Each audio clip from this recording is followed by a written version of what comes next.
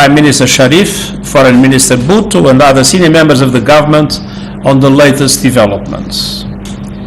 Some regions of Pakistan have just experienced their wettest August on record, and rainfall in some provinces was up to 8 times higher than usual. Climate change is there. And tomorrow I'll see the impact of the floods in different areas of the country. But we have all seen media images of the extraordinary destruction. And I can only imagine the power and ferocity of the water as it bore down on villages, roads, bridges, and everything else in its path. It was clearly terrifying, a wall of water. And my heart goes out to everyone who has lost loved ones in the tragedy, and all those who have been affected by the loss of their homes, their businesses, and their livelihoods. I visited Pakistan many times when I was High Commissioner for Refugees. And Pakistan hosts one of the most effective and generous refugee operations of the world in support to millions of Afghans. So this is not my first visit to Pakistan. I have a love affair with the Pakistani people now for 17 years. I was in 2005 talking to the victims of the earthquake. I remember the devastation of the floods in 2010. And I remember being with displaced people when you had this terrorist attack going down the Swat Valley and coming close to Islamabad and seeing how dramatic their situation is. And many times in Balochistan and Khyber Pakhtunkhwa, I saw how Afghan communities were generously hosting Afghan refugees. And one thing I always discovered in Pakistan was the way people would support other people, Pakistanis or Afghans. Communities would support other communities with an enormous sense of generosity and solidarity. And so it is very emotional for me to see the level of suffering that so many Pakistanis are having at the present moment. Because it is heartbreaking to see such a generous people going through this crisis. No country deserves this fate, but particularly no countries like Pakistan that have done almost nothing to contribute to global warming. Pakistan and other developing countries, from the Horn of Africa to the Sahel, are paying a horrific price for the intransigence of big emitters that continue to bet on fossil fuels in the face of science, common sense, and basic human decency. Even today, emissions are rising as people die in floods and famines. And this is insanity. This is collective suicide. From Pakistan, I'm issuing a global appeal. Stop the madness, end the war with nature, invest in renewable energy now. And as the crisis gathers pace, it is clear that most countries are nowhere near prepared. Developed countries must step up and provide Pakistan and other countries on the front lines with the financial and technical resources they need to survive extreme weather events like these deadly floods. Half of all climate finance must go to adaptation and resilience in the developing world. And developed countries must produce a credible roadmap to back their commitment to double their financial support. Loss and damage from the climate crisis is not a future event. It is happening now, all around us. And I urge governments to address this issue at COP27 with the seriousness it deserves. Ladies and gentlemen of the media, the United Nations is on the ground to support the Pakistani government's relief efforts. We and the civil society are making good use of the funds released from the UN Central Emergency Response Fund, and we are stepping up our efforts through an air bridge from Dubai. Our people have delivered food or cash assistance to hundreds of thousands of people in Balochistan and Sindh, tons of emergency supplies to support children and women, but let's be clear, what we have done is a drop in the ocean of the needs of the Pakistani people. Hundreds of thousands of people are living in camps, and many more, 6 million, as far as I know, are with host communities that are sharing everything with them. An important reason for my visit is to draw the attention of the international community to this climate catastrophe and to appeal to massive support. Pakistan needs massive financial support for the relief and then for the recovery. And as I said this morning, and I repeat, it's not a matter of solidarity or generosity, it's a matter of justice. Before I conclude, allow me to say a few words about the passing of Her Majesty Queen Elizabeth II. On behalf of the United Nations, I extend my sincere condolences to the Queen's family and to the people of the United Kingdom and the wider Commonwealth. Queen Elizabeth exemplified the values of calmness, dignity and grace.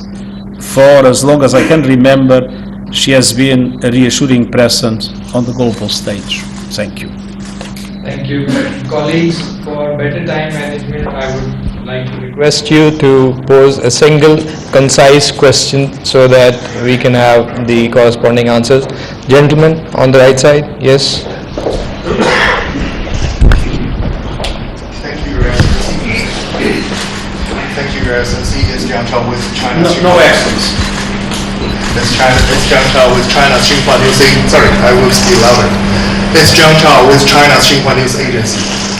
We have witnessed such a huge loss and damage in Pakistan due to flood and world climate change.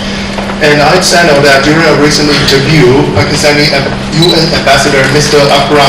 Munir Akram said that Pakistan is one of the smallest emitters of carbon, while one of the largest victims of climate change. And it is the industrial countries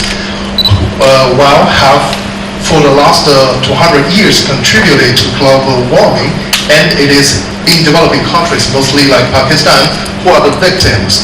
Therefore, for such damage, there should be some mechanism for loss and damage to compensate for those countries for the impact that they are facing because of the historical policies of industrialized countries that contributed to global warming. So how do you comment on it? Thank you. Well, it is obviously that there are a number of countries in the world. We calculate about 15 hotspots where countries are particularly vulnerable and are already paying a heavy price in relation to climate change. Climate change is not a problem of the future. Climate change is a problem of today. It is happening. People are suffering. And that is why I said in my intervention, and I repeat now, the questions of loss and damage need to be seriously discussed.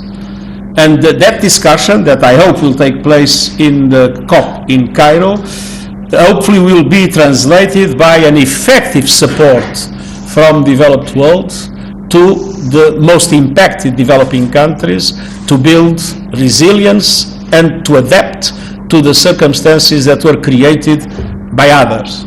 And that is why this is not a matter of generosity, it's a matter of justice. Gentleman in the third row. Anas. Thank you, Mr. President. My question is to the visiting dignitary.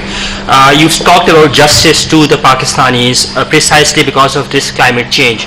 But we've seen that the UN flash appeal is just $160 million, while the initial estimates are about $10 billion, and that can go up. So what will the UN do from your office to ensure that this appeal is magnified, this scope is the horizon is widened up, and that justice monetarily for the people of Pakistan is ensured? Thank you.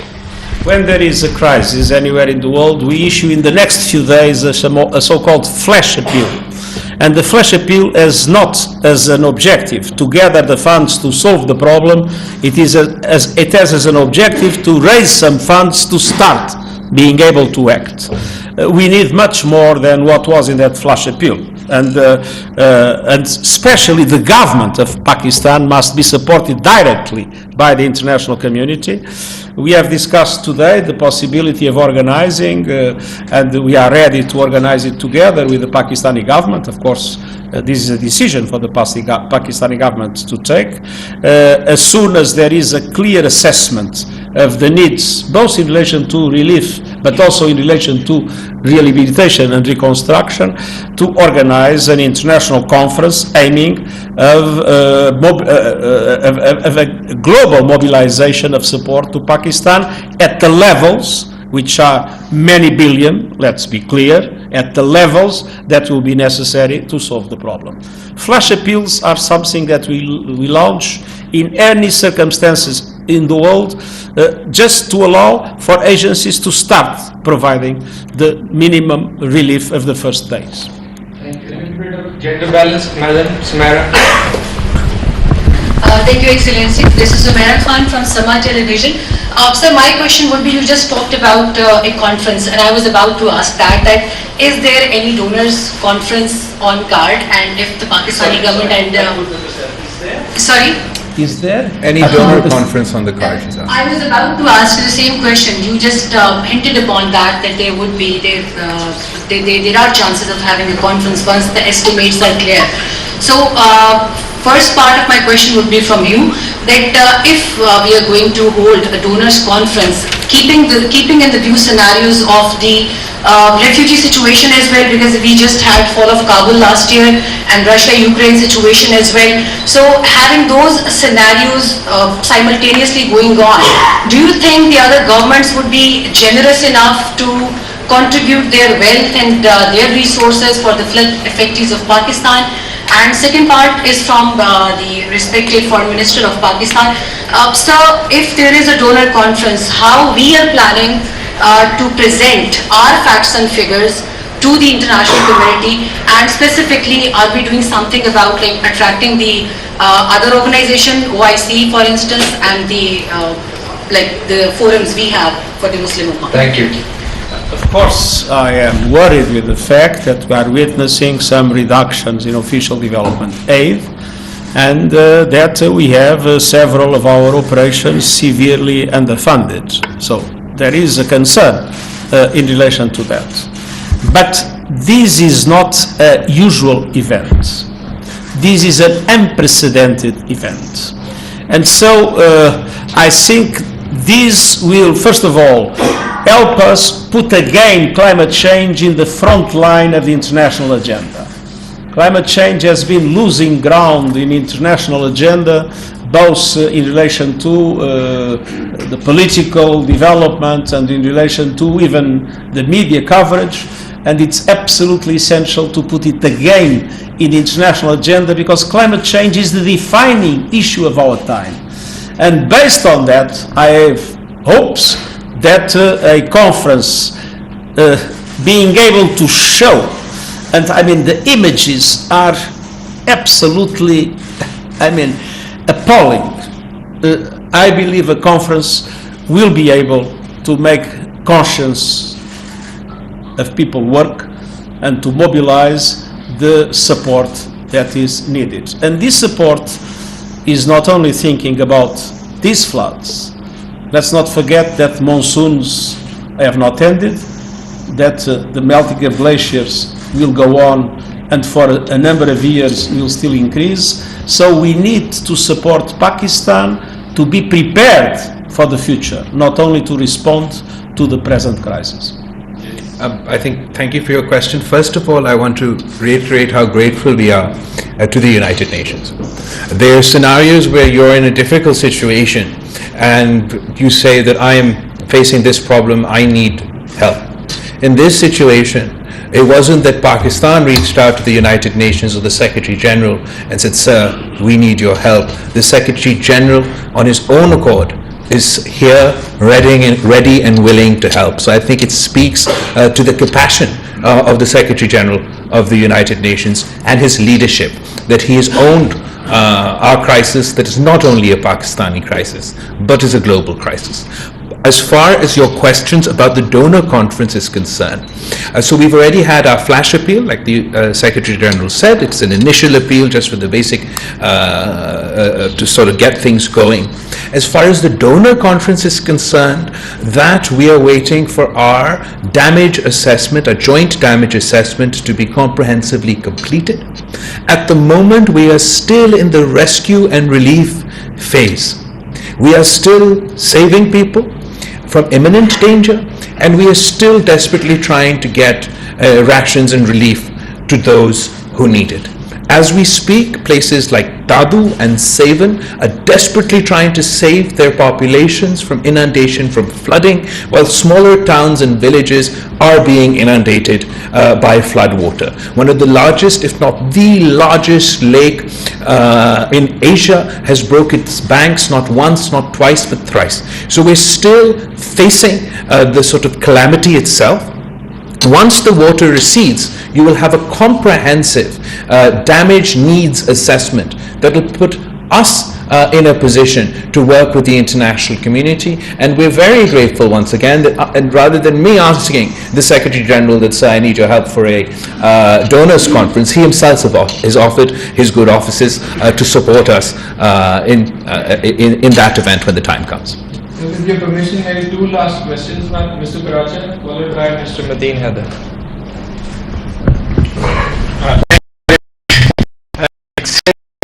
Thank you for coming to Pakistan.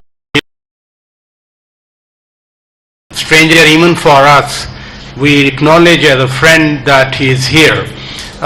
Massive destruction that you talked about, and no end still for the miseries of human beings, but I was really touched when you also talked about the war on terror.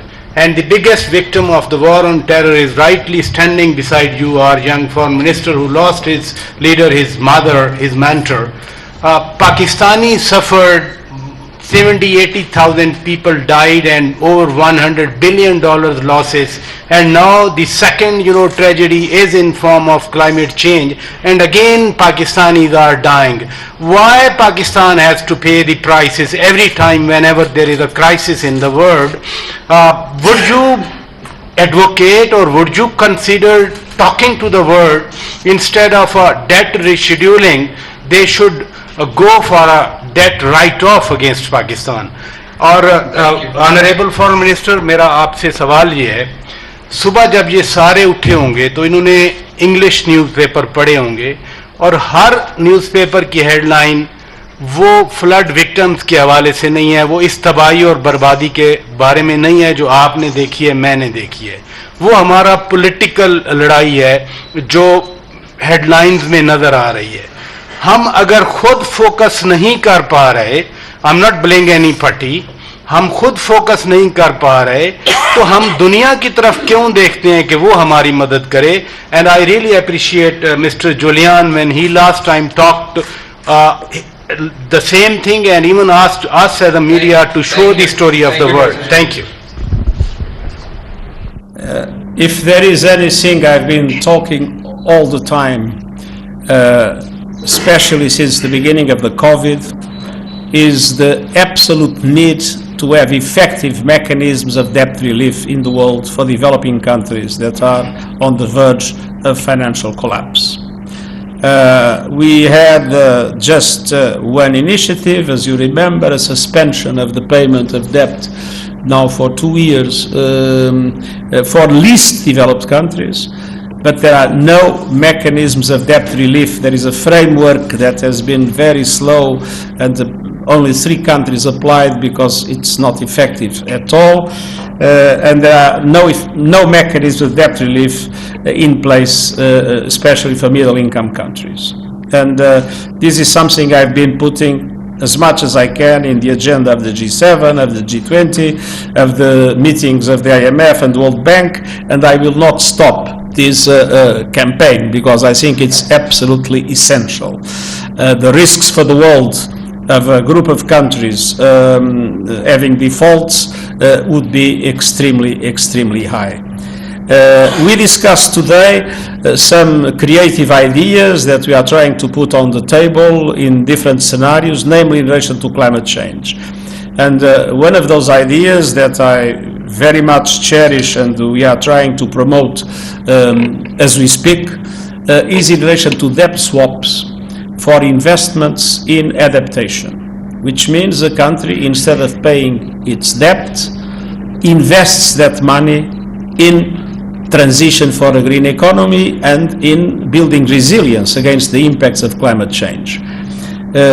This idea was born in our discussions with small island developing states that are, as you know, some of the most impacted countries in the world, and some of them risk to disappear.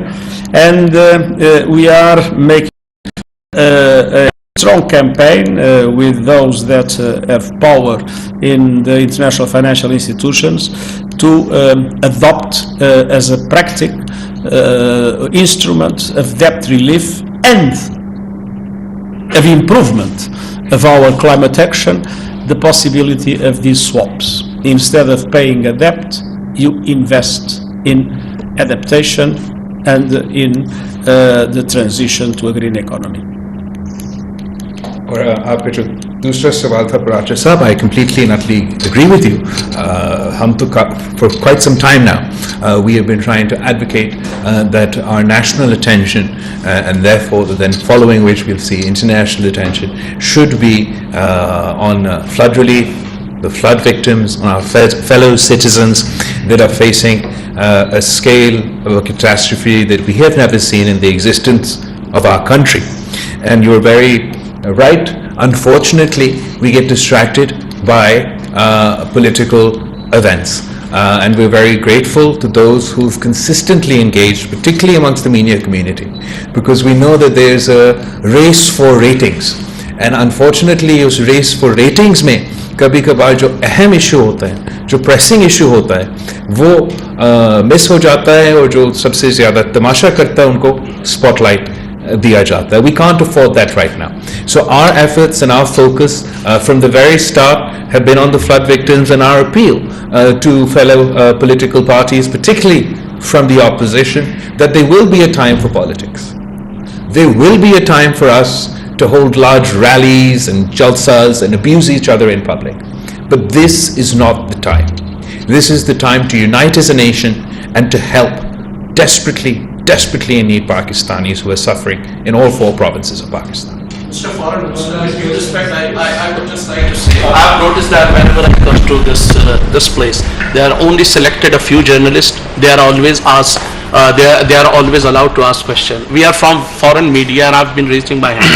I have just 2 quick questions. One question is, according to a 2019 report of Water Ministry, in the past there used to be natural waterways that could carry more than 1 million cubic water, and because of encroachment that has shrunk to 100,000. Most of those who encroached upon, they are from the elite and super rich classes of Pakistan.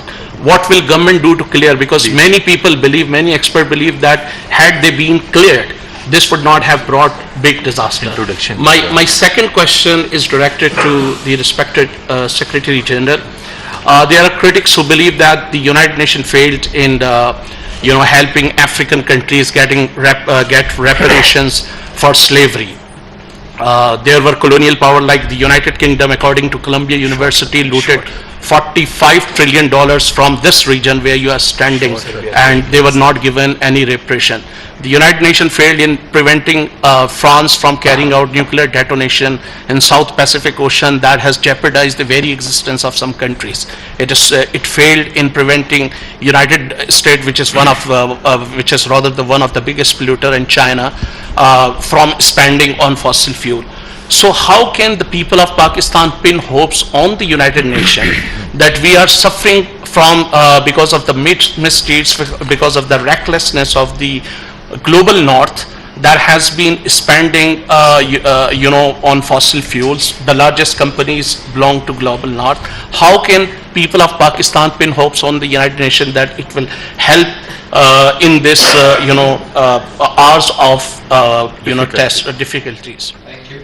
So thank you. एक तो I disagree that specific journalists are asked question every time. For example, today my friend from the Chinese media and from Sama TV have asked me a question for the first time. Second of all, as far as encroachments are concerned, absolutely. Okay, monsoons mein, barishon mein, normal rain and weather events, they are encroachments on drains and on sewage edges, natural waterways that could help the water exit faster. In this case, where we have a 100-kilometer lake that is developed in the middle of Pakistan, where from the mountains of Balochistan water is pouring in. From the skies above, we had 2 months of just flood from the skies. And when the Indus is, the floods of the Indus are descending down, all collecting in the provinces with such vast bodies of water. So I understand that in a normal sort of circumstance, aam barisho ke liye, you can talk about sort of the construction of elite housing societies and such things on natural. In this case, it is the disaster of such a scale that there is no drain that can address this issue. Well, if there is something the United Nations, and me in particular, have been insisting very strongly in the last few years, is of the absolute need of developed countries to fully fulfill their commitments in the Paris Agreement in relation to support to developing countries. And we were behind the campaign that was made for adaptation to be taken seriously, and that led to the promise. Let's see what happens to the promise of $40 billion per year in support for adaptation in developing countries. And we are in the first line of putting in the agenda of the COP loss and damage. So we are really doing everything we can to push those issues in the agenda and put pressure for them to happen. But it's not the United Nations that decides those things. It's member states themselves, and it's the international financial institutions that manage, to a certain extent, if management is the right word to do, the global financial system. And if there is something that I've been saying loud and clear, is that our global financial system is morally bankrupted. Excellency, it was actually right then it was taken away. Once there is another next point in South Asia, which is issue of Jammu and Kashmir. And whenever you come to this region, Pakistani leadership definitely takes you into confidence over peace and security. So peace and security is directly linked with the unresolved issue of Jammu and Kashmir. And India only listened to United Nations as a mediator. So tell us whether are you ready to mediate to ease relations between India and Pakistan? And connected to this is India is also trying to make entry into United Nations Security Council. So with the worst human rights violation record. So in the days to come, do you think India will be given entry into the UN Security Council, or there are some other plans? What are other plans as far as reforms are concerned? Thank you. As a matter of fact, if there is something that I've been always offering is my good offices in mediation. But as you know, the Indian side considers that this is a bilateral matter to be solved only by Pakistan and India, and the mediation of the United Nations has not been accepted until now. On the other hand, we have been very active in relation to the clear affirmation that human rights must be respected. Thank you very much. Thank you. Thank you so much. Thank you so much, everybody. Another appointment. Thank you. Secretary general अक़वाम मुत्तहिदा Antonio Guterres और वज़ीर ख़ारजा बिलावल भुट्टो ज़रदारी मुश्तरका news conference कर रहे थे। Antonio Guterres ने कहा कि पाकिस्तान के साथ मोहब्बत का रिश्ता है, पाकिस्तान के अवाम को मुश्किल में देखना मेरे लिए दुख का बाइस है। इससे पहले भी पाकिस्तान का दौरा कर चुका हूं। मौसमियाती तब्दीलियों ने पाकिस्तान में तबाही मचा दी है। इसके अलावा वज़ीर ख़ारजा ने कहा कि पाकिस्तान के सैलाब मुतासरा अवाम के लिए सहूलियात फराहम करना चाहते हैं। मुतासरा इलाकों में इस वक्त बीमारियां फैल रही हैं। पाकिस्तान को अक़वाम मुत्तहिदा से बेहतरीन मुआवनत हासिल हुई है। वज़ीर ख़ारजा बिलावल भुट्टो ने कहा कि पाकिस्तान को यकीन है कि आलमी शराकतदार और अक़वाम मुत्तहिदा के साथ मिलकर दोबारा बहाली को मुमकिन बना सकेंगे।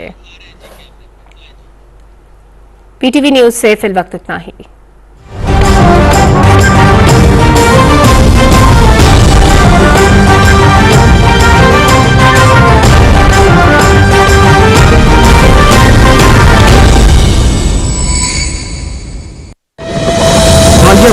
ने मुल्क में 30 साल रिकॉर्ड तोड़ दिया है और अब तक लाखों अफराद सैलाब से मुतासिर हो चुके हैं। ये मासूम बच्चे, ये बेबस बहनें, ये भाई और ये बुजुर्ग आपकी फराख दिलाना इमदाद के मुंतजिर हैं। वजीर आजम पाकिस्तान मोहम्मद शहबाज शरीफ के सैलाब ज़दगान के लिए माली इमदाद की अपील। आप भी स्पेशल अकाउंट G12164 में दिल खोलकर इमदाद दें और अपने हमवतनों के जख्मों पर मरहम रखें। बैरून मुल्क मुकीम Pakistani wire transfer, money service bureau, money transfer operators और एक्सचेंज हाउसेस के जरिए अतियात भिजवा सकते हैं। अंदरूनी मुल्क कमर्शियल बैंकों में भी नकद अतियात जमा करवाए जा सकते हैं।